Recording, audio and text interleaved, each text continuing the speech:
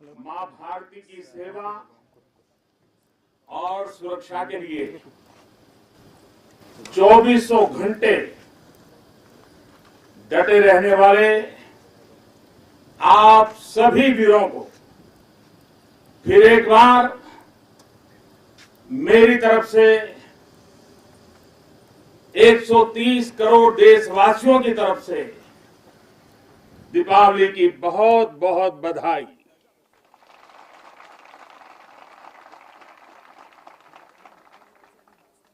देश की सरहद पर हो, आसमान में या समंदर के विस्तार में, बर्फीली चोटियों पर हो या घने जंगलों में, राष्ट्र रक्षा में जुटे हर वीर बेटे बेटी, हमारी सेनाएं, बीएसएफ, आईटीबीपी, सीआईएसएफ, हर सुरक्षा बल, हमारे पुलिस के जवान, हर किसी को मैं आज दीपावली के इस पावन पर्व पर आदर पूर्वक नमन करता हूं। आप हैं तो देश है, देश के लोगों की खुशियां हैं, देश के ये त्योहार है। मैं आज आपके बीच प्रत्येक भारतवासी की शुभकामनाएं लेकर आया हूं। आपके लिए कोटि कोटि देशवासियों का प्यार लेकर के आया हूं। हर वरिष्ठ जन का मैं आपके लिए आशीष लेकर के आया हूं। मैं आज उन वीर माताओं, बहनों और बच्चों को दीपावली की हार्दिक शुभकामनाएं देता हूं, उनके त्याग को नमन करता हूं, जिनके अपने बेटे हो या बेटी आज त्योहार के दिन पर भी सरहद पर तैनात हैं।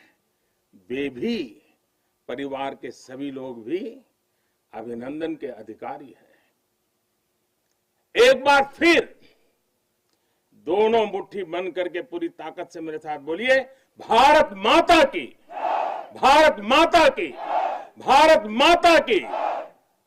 साथियों, मुझे याद है प्रधानमंत्री बनने के बाद पहली बार 2014 में दीपावली के पर्व पर मैं सियाचिन चला गया था जवानों के साथ दिवाली मनाने के लिए।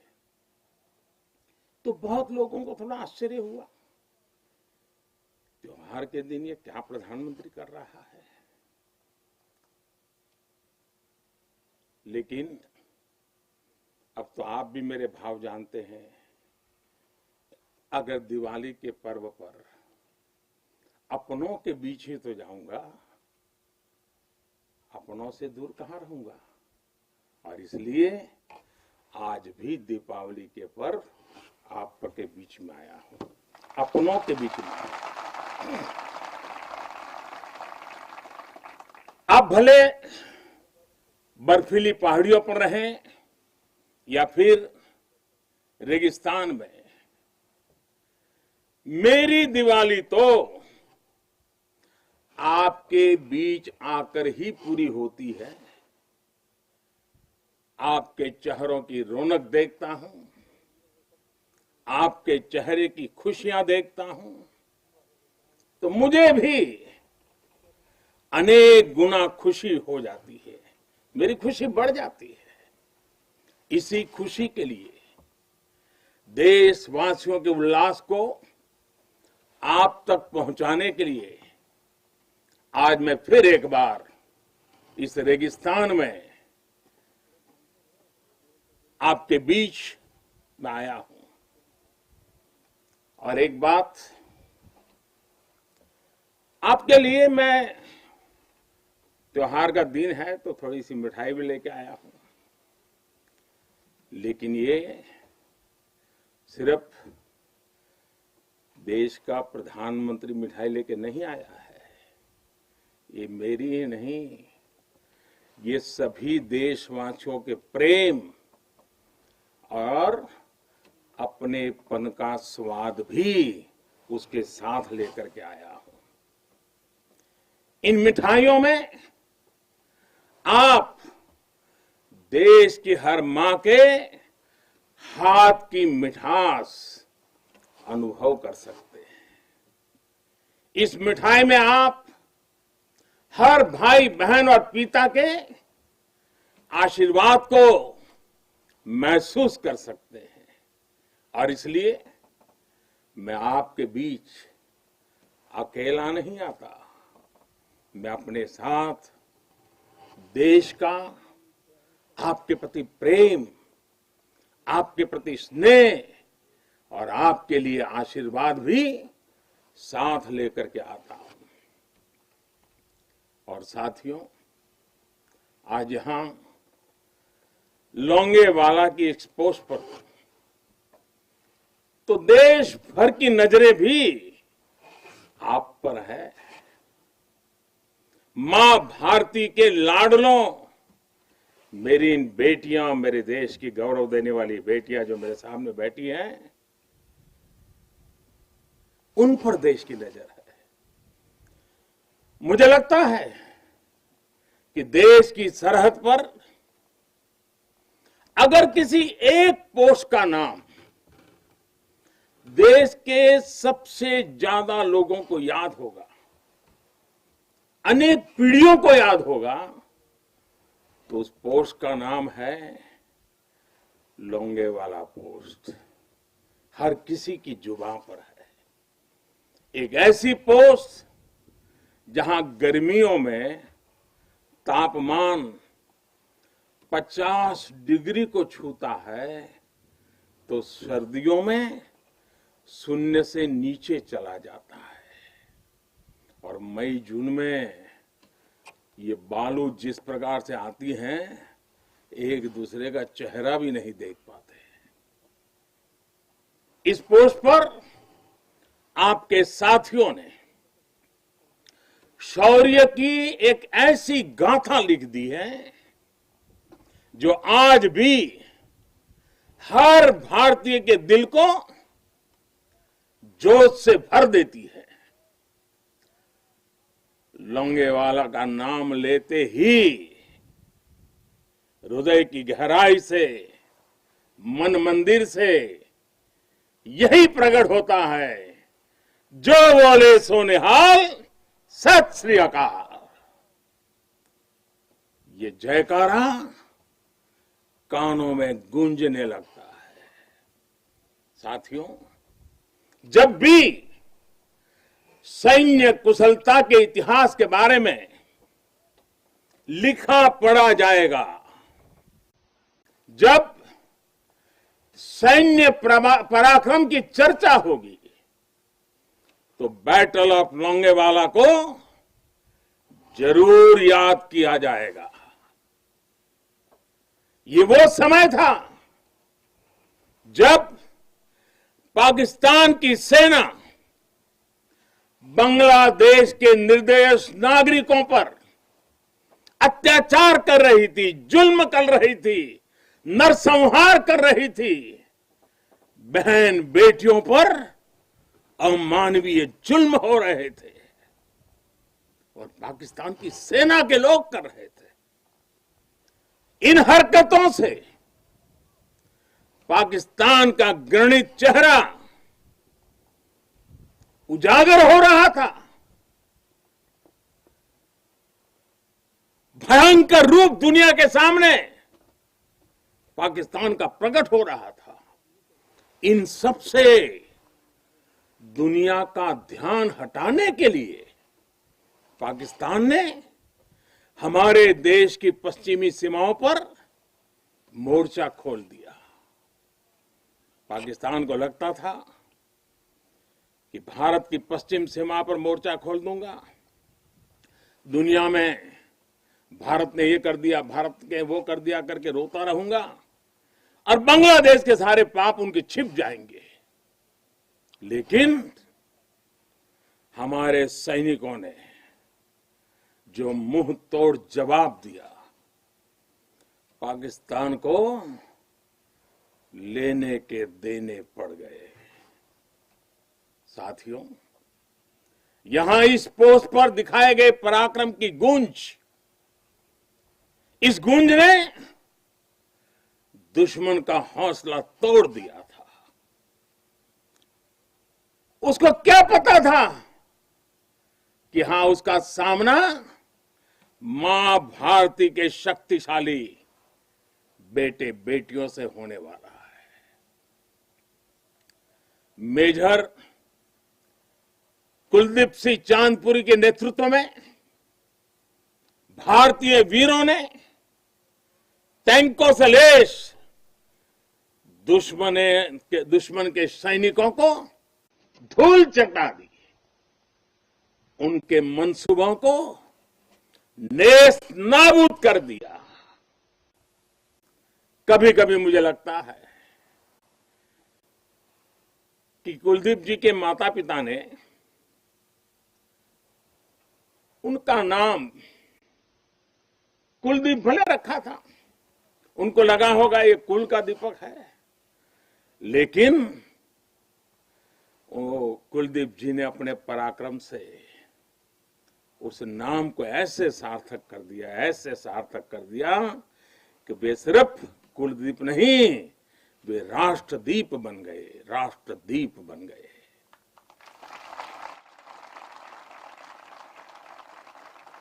साथियों, लोंगेवाला का वो ऐतिहासिक युद्ध भारतीय सैन्य बल के शौर्य का प्रतीक तो है ही। थल सेना, बीएसएफ और वायुसेना के अद्भुत कोऑर्डिनेशन का भी प्रतीक है।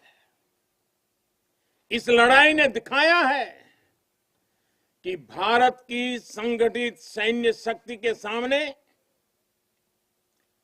चाहे कोई भी आ जाए, वो किसी भी सूरत में टिक नहीं पाएगा। अब जब सन 71 में हुए युद्ध के, लोंगेवाला में हुई लड़ाई के 50 वर्ष होने जा रहे हैं। कुछ ही सप्ताह में हम इसके 50 वर्ष इस गौरवपूर्ण स्वर्णिम पृष्ठ को हम मनाने वाले हैं। और इसलिए आज मेरा मन यहां आने को कर गया है। तो पूरा देश अपने उन वीरों की विजय गाथाएं सुनकर वो गौरवान्वित होगा, उसका हौसला बुलंद होगा। नई पीढ़ियां और आने वाली पीढ़ियां इस पराक्रम के साथ प्रेरणा भी लेने के लिए ये अवसर उनके जीवन का एक बहुत बड़ा महत्वपूर्ण बनने वाला है। ऐसे ही वीर सपूतों के लिए,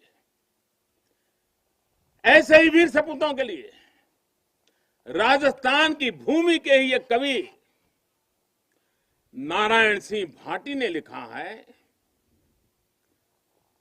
और यहीं की बोलचाल की भाषा में लिखा है।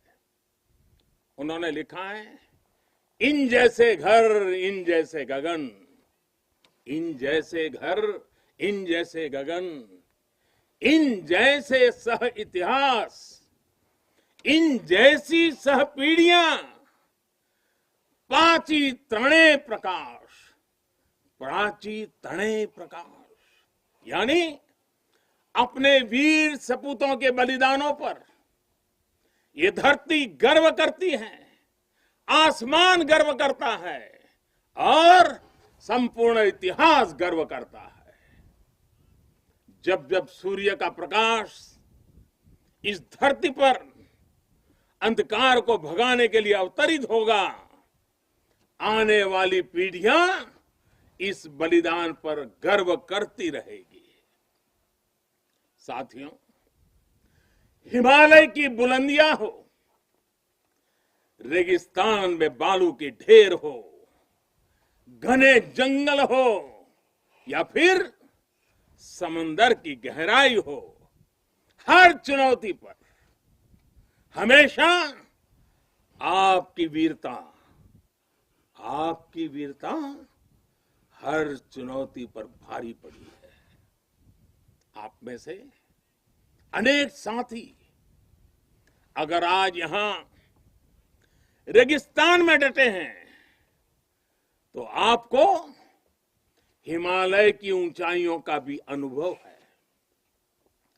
स्थिति परिस्थिति कोई भी हो, आपका पराक्रम, आपका शौर्य अतुलनीय है।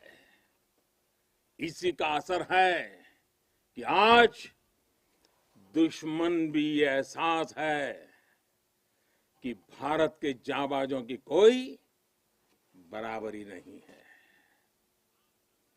आपके इसी शौर्य को नमन करते हुए आज भारत के 130 करोड़ देशवासी आपके साथ मजबूती से खड़े हैं। आज हर भारतवासी को अपने सैनिकों की ताकत और शौर्य पर गर्व है। उन्हें आपकी अजेयता पर, आपके अपराजेयता पर गर्व है। दुनिया की कोई भी ताकत हमारे वीर जवानों को देश की सीमा की सुरक्षा करने से न रोक सकता है, न टोक भी सकता है। साथियों, दुनिया का इतिहास हमें ये बताता है कि केवल वही राष्ट्र सुरक्षित रहे हैं, वही राष्ट्र आगे बढ़े हैं जिनके भीतर आक्रांताओं का मुकाबला करने की क्षमता थी। अगर आज का दृश्य देखें, भले ही इंटरनेशनल कोऑपरेशन कितना ही आगे क्यों न आ गया हो, समीकरण कितने ही बदल क्यों न गए हो, लेकिन हम कभी नहीं भूल सकते कि सतर्कता ही सुरक्षा की राह है। सजगता ही सुख चैन का संबल है। सामर्थ्य ही विजय का विश्वास है। सक्षमता से ही शांति का पुरस्कार है। भारत आज सुरक्षित है क्योंकि भारत के पास अपनी सुरक्षा करने की शक्ति है। भारत के पास आप जैसे वीर बेटे बेटियां हैं। साथियों, जब भी जरूरत पड़ी है, भारत ने दुनिया को दिखाया है कि उसके पास ताकत भी है और सही जवाब देने की राजनीतिक इच्छा शक्ति भी है। हमारी सैन्य ताकत उसने आज हमारे नेगोशिएटिंग पावर को भी अनेक गुना बढ़ा दिया है। उनके पराक्रम से बढ़ा है, उनकी संकल्प शक्ति से बढ़ा है। आज भारत आतंकियों को, आतंक के आकाओं को घर में घुस करके मारता है। आज दुनिया ये जान रही है, समझ रही है कि ये देश अपने हितों से किसी भी कीमत पर रत्ती भर भी समझौता करने वाला नहीं है। भारत का ये रुतबा, ये कद आपकी शक्ति और आपके पराक्रम के कारण ही है। आपने देश को सुरक्षित किया हुआ है, इसलिए आज भारत वैश्विक मंचों पर प्रखरता के साथ अपनी बात रखता है। साथियों, आज पूरा विश्व विस्तारवादी ताकतों से परेशान है। विस्तारवाद एक तरह से मानसिक विकृति है और 18वीं शताब्दी की सोच को दर्शाता है। इस सोच के खिलाफ भी भारत प्रखर आवाज बन रहा है। साथियों, आज भारत बहुत तेजी के साथ अपने डिफेंस सेक्टर को आत्मनिर्भर बनाने की तरफ बहुत तेजी से कदम उठा रहा है, आगे बढ़ रहा है। हाल ही में हमारी सेनाओं ने निर्णय लिया है कि वो 100 से ज्यादा अलग अलग प्रकार की जो आवश्यकताएं, खासकर हथियार और साजो सामान, उसको अब विदेशों से नहीं लेंगे, भारत में उत्पाद की हुई चीजें ही लेंगे। यही का उत्पाद और उसके लिए जो आवश्यक होगा करेंगे। ये निर्णय छोटा नहीं है, इसके लिए सीने में बहुत बड़ा दम लगता है, अपने जवानों पर विश्वास लगता है। मैं आज इस मौके पर और त्याग और तपस्या की एक महत्वपूर्ण भूमि से मैं अपनी सेनाओं को उनके इस महत्वपूर्ण फैसले के लिए बहुत बहुत बधाई देता हूं। ये निर्णय छोटा नहीं, मैं जानता हूं। फैसला सेना ने लिया, आत्मनिर्भर भारत का एक बहुत बड़ा हौसला बढ़ाने वाला निर्णय लिया, लेकिन सेना के इस फैसले से देशवासियों में भी, 130 करोड़ देशवासियों में ऐसा मैसेज चला गया, सब दूर चला गया।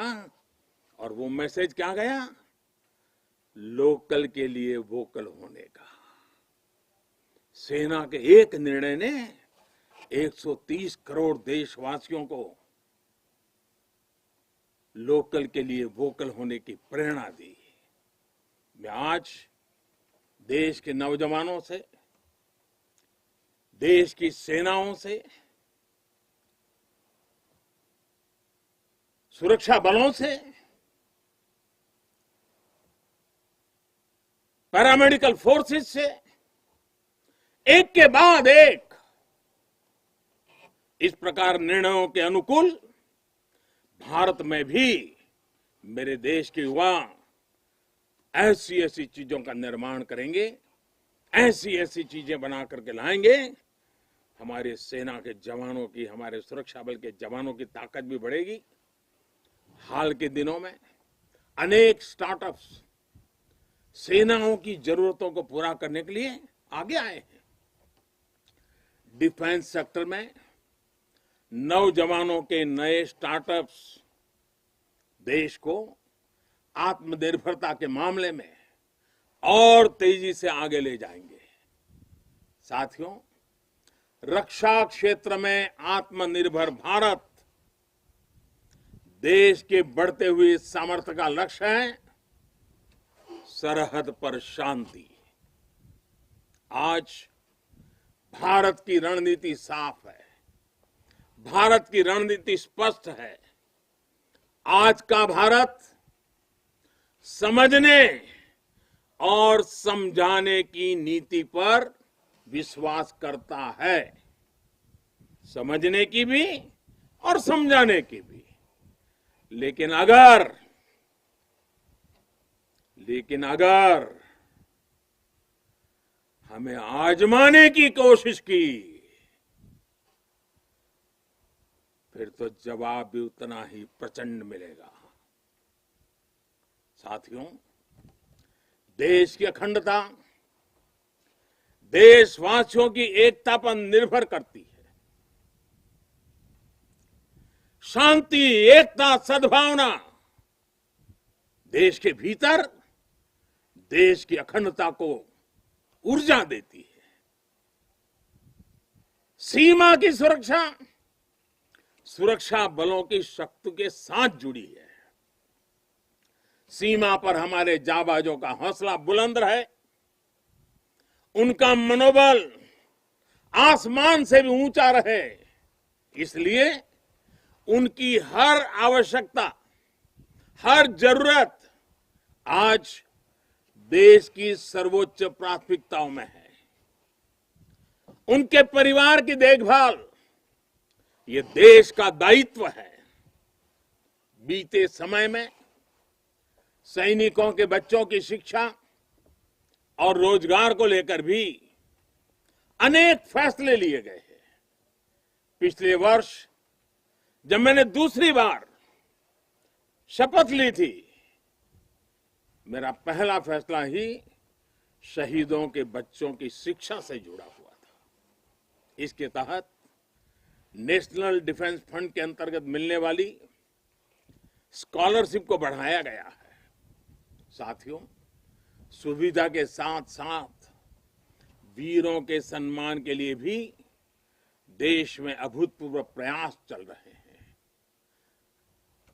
नेशनल वॉर मेमोरियल, राष्ट्रीय समर स्मारक, या फिर नेशनल पुलिस मेमोरियल हो, ये दोनों स्मारक देश के शौर्य के सर्वोच्च प्रतीक बनकर देशवासियों को, हमारी नई पीढ़ी को प्रेरित कर रहे हैं। साथियों, मुश्किल चुनौतियों के बीच आपका व्यवहार, आपका टीम वर्क देश को हर मोर्चे पर इसी जज्बे के साथ लड़ने की सीख देता है। आज देश इसी भावना से कोरोना जैसी महामारी के खिलाफ भी जंग लड़ रहा है। देश के हजारों डॉक्टर्स, नर्सिस, हेल्पर्स और सपोर्ट स्टाफ दिन रात बिना रुके, बिना थके काम कर रहे हैं। देशवासी भी इस जंग को फ्रंट लाइन वॉरियर्स की तरह लड़ रहे हैं। इतने महीनों से हमारे देशवासी पूरे अनुशासन का पालन कर रहे हैं, मास्क जैसी सावधानियों का पालन कर रहे हैं और अपने और अपनों के जीवन की भी रक्षा कर रहे हैं। लेकिन हमें यह भी एहसास है कि अगर हमें मास्क पहनने में ही इतनी तकलीफ होती है, तो आपके लिए ये सुरक्षा जैकेट्स न जाने आपके शरीर पर कितनी चीजें आपको लादनी पड़ती हैं। इतना सब कुछ पहनना कितना कठिन होता होगा। आपके इस त्याग से देश अनुशासन भी सीख रहा है और सेवा धर्म का पालन भी कर रहा है। साथियों,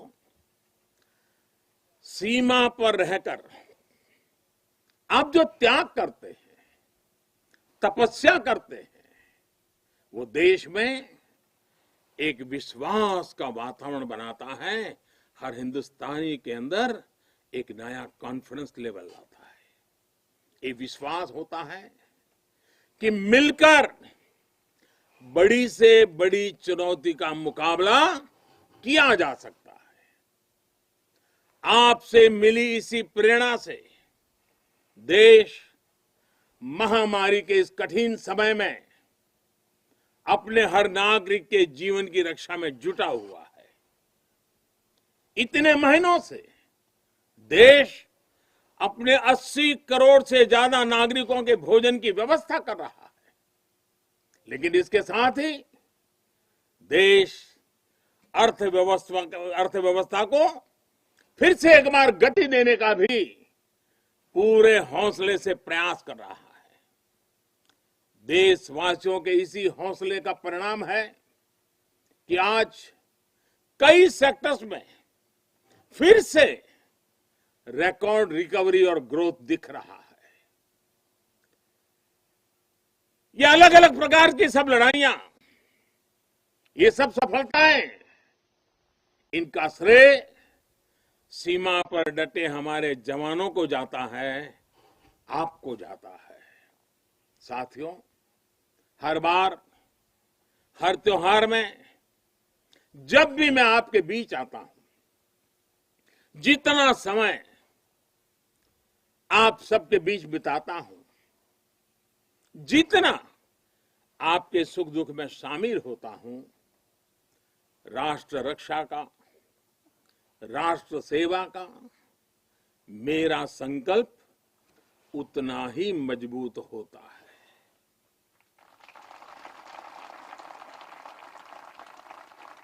मैं आपको फिर आश्वस्त करता हूं कि आप निश्चिंत होकर अपने कर्तव्य पथ पर डटे रहें। प्रत्येक देशवासी आपके साथ है।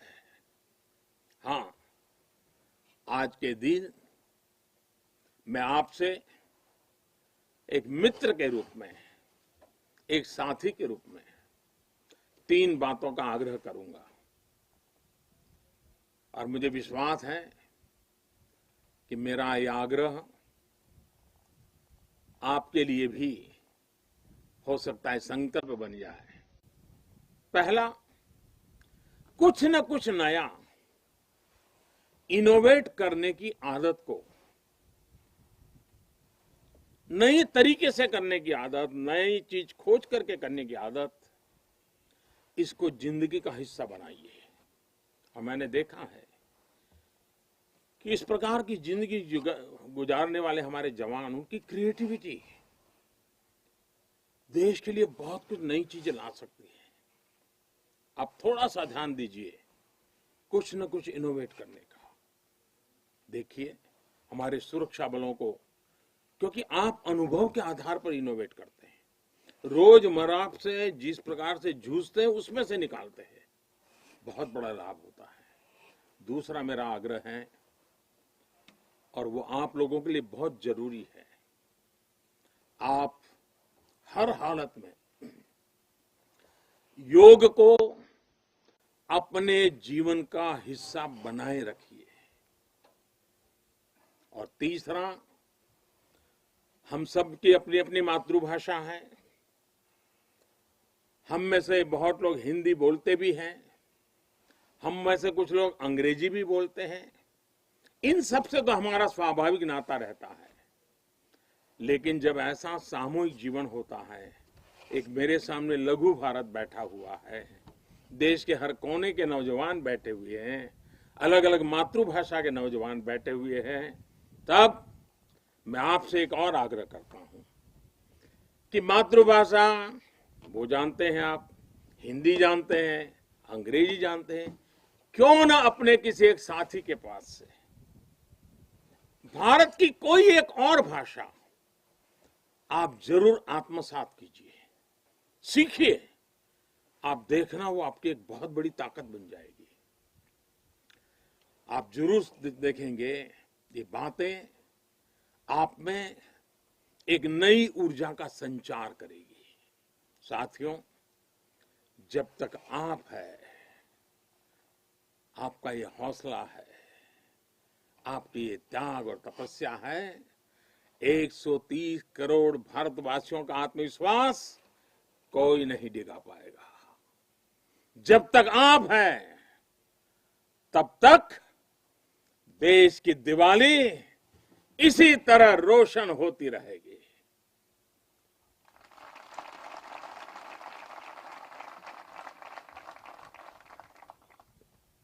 लोंगेवाला की इस पराक्रमी भूमि से,